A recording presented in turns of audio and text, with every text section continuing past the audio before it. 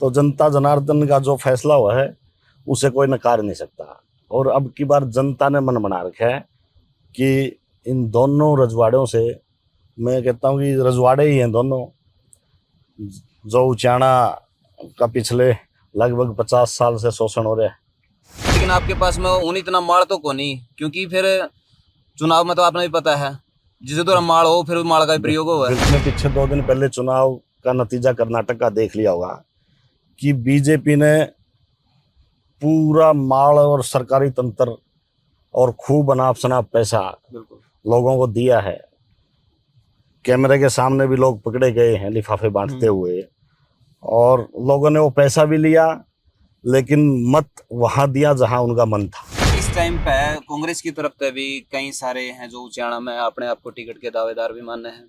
आपके सहकर्मी भी हम कैस का हैं, क्योंकि जब सारे कांग्रेस में काम करने लग रहे हैं तो सारे इकट्ठे ही हैं। बिल्कुल बिल्कुल। तो ईब के लागे है कि टिकट की दावेदारी आप कितनी मजबूत कर रहे हो कि चौधरी वीरेंद्र सिंह जे कांग्रेस में दोबारा तो आने के बाद में तो फिर मेहनत तो आपकी भी इधर इधर ही रह जाएगी, क्योंकि फिर उसके आने के बाद में किसी का नंबर नहीं पड़ना। वीरेंद्र सिंह ने कई पार्टियां बदल दी तो पलटुए घोषित हो रहे हैं। जहां तक बात हमारी मेहनत की है, खराब होने की है, वो ठीक है, हो सकता है टिकट तो हमारी छीन सकते हैं, लेकिन जो लोगों का प्यार है वो नहीं छीन सकते। डिप्टी सीएम को हर आदमी की ये लगता है कि ये मेरे को काला झंडा दिखाएगा। अगर उन्हें कुछ कर रखा होंदा तो इतना फड़का उन्हें होंदा ही नहीं कि वह काला झंडा दिखाओगा। ये डर किसके मन में होता है? जिसने कुछ नहीं कराया हो। हमारी माताएं बहनें वो अपना एक ज्ञापन देने के लिए आई थी, उनकी अपनी एक समस्या थी, वो पीने के पानी की भी थी, और जो खेतों में जो बारिश का पानी खड़ा हो जाए वो ड्रेन की उनकी एक वो थी समस्या। वो मांग पत्र वो देना चाहती थी, ज्ञापन देना चाहती थी। लेकिन उनको मतलब पहले ही आप किसी से भय मान के कि ये तो काले झंडे दिखाएंगे और अरेस्ट करना, अगर आपने इतना खतरा था, आपके खुफिया तंत्र ने अगर आपको ये रिपोर्ट दे रखी थी, तो उनको आप महिला होने के नाते वापिस भी भेज सकते थे गाँव में, और थाने में लेके आना जरूरी थोड़ा नहीं था। छत्तरगांव का तो दुष्यंत चौटाला निशान नहीं भूलना चाहिए। बिल्कुल भाई, इनकी तो 7 पीढ़ी नहीं भूलना चाहिए शान। आज तक 76 ने जितने वोट इनको दिए, मेरे ख्याल किसी ने भी नहीं दिए होंगे हरियाणा में। इन्होंने लोगों के लिए कुछ किया नहीं। इन्होंने जात पात धर्म के नाम पे ये एजेंडे चलाए हैं, तो ये लंबा नहीं चलता ड्रामा। ठीक है, आप एक योजना 2 योजना लोगों को गुमराह कर सकते हो, लेकिन लंबा चलने के लिए आपने धरातल पे काम करना पड़ेगा, और ना काम करने का नतीजा बीजेपी के जेजेपी के सामने है। लेकिन हमने ये शक होने लगी कदे खट्टर साहब भी आप गला मिले हुए हो नहीं हो कि भाई वो उनकी खुदे आ गया बात कह दी, हमारा इसका गला कोई समझौता नहीं हुआ था, हमारी सरकार है और जेजेपी की थोड़ी है, बीजेपी की है, जो फैसला लेवांगे हम लेवांगे, हमारी इनका गला कोई खोल नहीं हुई। तो मिल तो नहीं रहे जी मुख्यमंत्री जी कांग्रेस के साथ में। पहली बार देखा गया है किसी सरकार में कि सरेआम कोई मंत्री का ये प्रचार है कि वो 8% 10% टेंडर का लेता है। तो इससे बड़ा भ्रष्टाचार इस सरकार से बड़ा। वीरेंद्र सिंह गए बड़ी बड़ी लेट गए, पहले जाना चाहिए था उन्होंने। अगर इतनी चिंता थी तो ये मेरे ख्याल आज 15-20 दिन हो गए बच्चियों ने बैठी ने। हाँ 29-22 दिन हो गए तो उस दिन का ही जाना चाहिए था अगर इतनी चिंता थी तो। अब तो हो सकता है उनके दिमाग में कोई पॉलिटिकल सोच हो, नफा नुकसान। तो राजनीतिक आदमी है वो, तो बड़े सदी हुई राजनीति 50 साल से कर रहे हैं, तो नेचुरल है वो तो पॉलिटिकल सोच के तहत गए होंगे। वीरेंद्र सिंह के लिए दिन रात मेहनत की है मैंने, और अचीवमेंट तो ये तो आपने भी दिखा धरातल पे। अगर अचीवमेंट होती फिर बैकवर्ड क्यों कहते उचाना को? बिल्कुल बिल्कुल। और वीरेंद्र सिंह तो इतने बड़े बड़े पदों पर रहे हैं कि यहाँ तो इसका तो नक्शा ही कुछ और होना चाहिए था इस कॉन्स्टिट्यूएंसी का। खास हरियाणा देखने वाले सारे दर्शकों ने सोनू बाली के राम राम। हमारे साथ में वीरेंद्र गोगड़िया जी हैं जो पूर्व चेयरमैन और प्रदेश कांग्रेस कमेटी के सदस्य हैं। उचाना में काफ़ी ज़्यादा मेहनत लग रहे हैं आजकल करण, और फील्ड में ही दिखे हैं। बातचीत करांगे। सबसे पहले स्वागत है जी प्रधान जी आपका हमारे चैनल पर। धन्यवाद सोनू भाई। क्या कुछ चल रहा है उचाना में जी? उचाना में तो वैसे तो आप लोग देख ही रहे हो, उचाना में तो अब की बार बहुत कुछ चल रहा है, और एक मतलब बहुत बड़ा उल्ट फेर उचाना की जनता अब की बार करने वाली है। ये आप लोगों के बीच में रहो हो, आप भी रहो हो, हम भी रहो, तो आप खुद जब लोगों से सवाल करो तो लोग अपने मुंह से ही बता रहे हैं कि अब की बार कुछ नया उचाना में होने जा रहा है। काफी लंबा टाइम हो गया जी, किसी तीसरा मानस का पूरा नंबर नहीं पड़े है जी, जी क्योंकि काफी बड़े घराने हैं और अपने आप को कोई तो देवीलाल ते जोड़ के दिखावे है, कोई छोटू राम ते जोड़ के दिखावे है, और किसी ऐसा आम घर कबाड़ का आजकल नंबर उरे नहीं पड़े है जिससे अपन यूं कह सका कि राजनीति में बदलाव आवा है। तो इनका अपना लग गया है कि कुछ बदलेगा। अब की बार लागे है नहीं, अब की बार श्योर है, क्योंकि जब जनता मन बना रहती है ना, तो जनता जनार्दन का जो फैसला हुआ है उसे कोई नकार नहीं सकता। और अब की बार जनता ने मन बना रखा है कि इन दोनों रजवाड़ों से, मैं कहता हूँ कि रजवाड़े ही हैं दोनों, जो उचाना का पिछले लगभग 50 साल से शोषण हो रहा है, तो अब की बार तो जनता ने एक मन बना रखा कि इन दोनों को नकार के कि तीसरा कोई भी नया आदमी, उसको लोग मन बना के उसको अपना प्रतिनिधि चुनना चाहते हैं। घोड़िया साहब, आप काफी ज्यादा मेहनत कर रहे हो, फील्ड की मेहनत आप जरूर कर रहे हो, लेकिन आपके पास में उन इतना माल तो को नहीं, क्योंकि फिर चुनाव में तो आपने भी पता है जिसे तो माल हो फिर माल का प्रयोग हुआ है, बिल्कुल बिल्कुल तो उसका कुकर होगा। ऐसा है, ये आपने सही कहा बात, माल उन इतना नहीं है, लेकिन लोगों का प्यार उनसे ज्यादा है हमारे पास। और लोकतंत्र में जो लोगों की ताकत है, जो मत की ताकत है, उससे बड़ी कोई ताकत नहीं होती। आपने पीछे 2 दिन पहले चुनाव का नतीजा कर्नाटक का देख लिया होगा कि बीजेपी ने पूरा माल और सरकारी तंत्र और खूब अनाप शनाप पैसा लोगों को दिया है। कैमरे के सामने भी लोग पकड़े गए हैं लिफाफे बांटते हुए, और लोगों ने वो पैसा भी लिया, लेकिन मत वहां दिया जहां उनका मन था। तो लोकतंत्र को आप मतलब पैसे के दम पे आप खरीद नहीं सकते। हाँ, कुछ प्रभावित कर सकते हो, लेकिन जब लोग मन बना लेते हैं अपना कि वह अब की बार ये फैसला करना ही करना है, तो लोगों के मन आगे और जन भावना आगे धन बल बिल्कुल फैल है। मैं इस टाइम पे कांग्रेस की तरफ से भी कई सारे हैं जो उचाणा में अपने आप को टिकट के दावेदार भी माने हैं, आपके सहकर्मी भी हम कह सकते हैं, क्योंकि जब सारे कांग्रेस में काम करने लग रहे हैं तो सारे इकट्ठे ही हैं। बिल्कुल बिल्कुल। तो आपका एक सफल प्रोग्राम जो अलेवा का था जिसमें दीपेंद्र जी ने शिरकत करी थी और एक अच्छा प्रोग्राम करने में आप सफल भी रहे थे, तो ईब के लग गया है कि टिकट की दावेदारी आप कितनी मजबूत कर रहे हो? ऐसा है, टिकट का फैसला तो हाईकमान ने करना है, हमारा काम है मेहनत करना।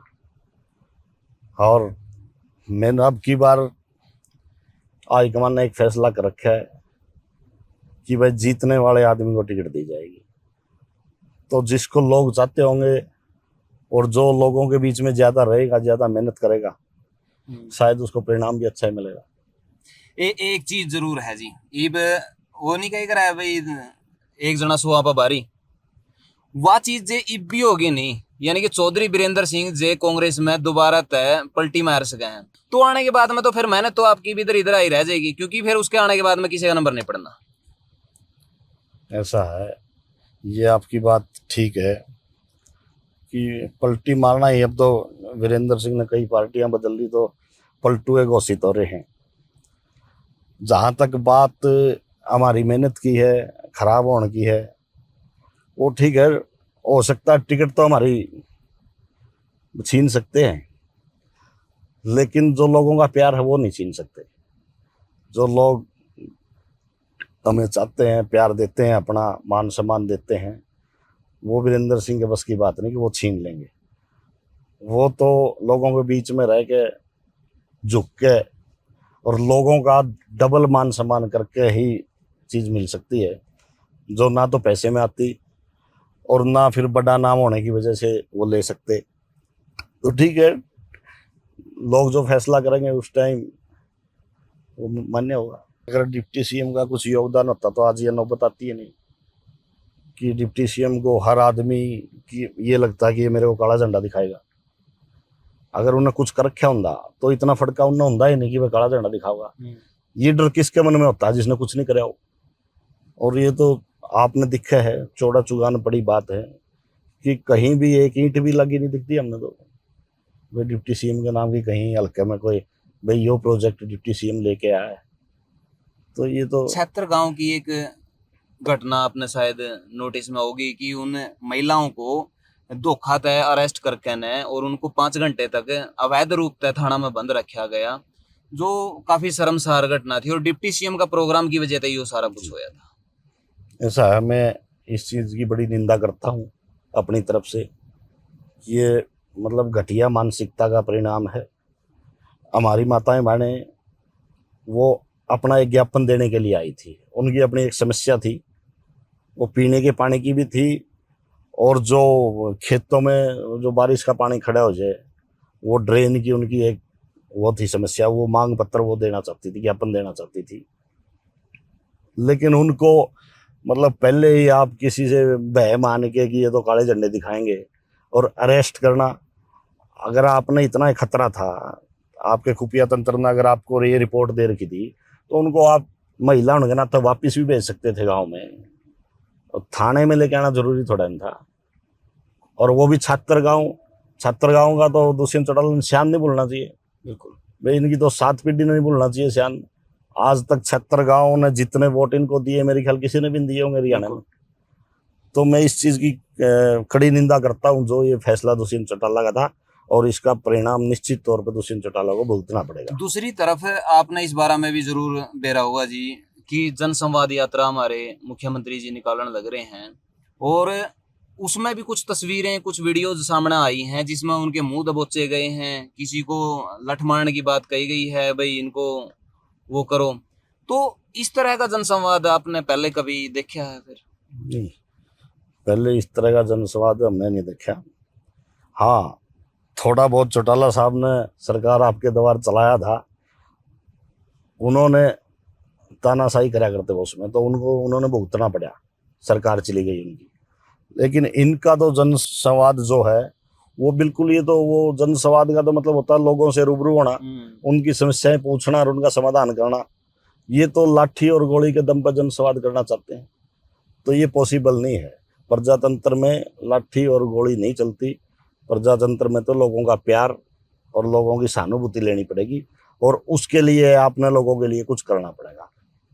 इन्होंने लोगों के लिए कुछ किया नहीं, इन्होंने जात पात धर्म के नाम पे ये एजेंडे चलाए हैं, तो ये लंबा नहीं चलता। ड्रामा ठीक है, आप एक योजना 2 योजना लोगों को गुमराह कर सकते हो, लेकिन लंबा चलने के लिए आपने धरातल पे काम करना पड़ेगा, और ना काम करने का नतीजा बीजेपी के जेजेपी के सामने है।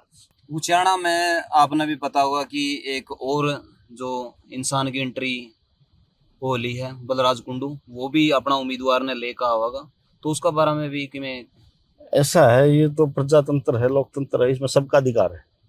कोई आओ, कोई भाई चुनाव लड़ो, कितनी पार्टियां आओ, इन बातों से कोई फर्क नहीं पड़ता, कि सबका अधिकार है। बलराज कुंडू उसके अपना आदमी ने, वो लड़वाना चाहते हो तो लड़वाएं, स्वागत है, हम तो स्वागत करते हैं लोकतंत्र में। इस टाइम पे उचाना में आपने के मेजर समस्या लग गया है जी जिसका ऊपर बहुत ज्यादा काम करने की जरूरत थी, क्योंकि उचाना पिछड़ा में आवे है, जींद पिछड़ा में आवे है। ऐसा है, समस्याओं का तो यहाँ अंबार है, समस्याओं के समाधान की तरफ तो यहाँ किसी भी नेता ने धरातल पे सोचा ही नहीं। समस्याओं को यहाँ मुद्दा रखा गया है कि अगर समस्याएं खत्म हो जाएंगी तो फिर किस मुद्दे पे वोट मांगेंगे। तो समस्या तो इतनी है, यहाँ एजुकेशन की यहाँ समस्या है।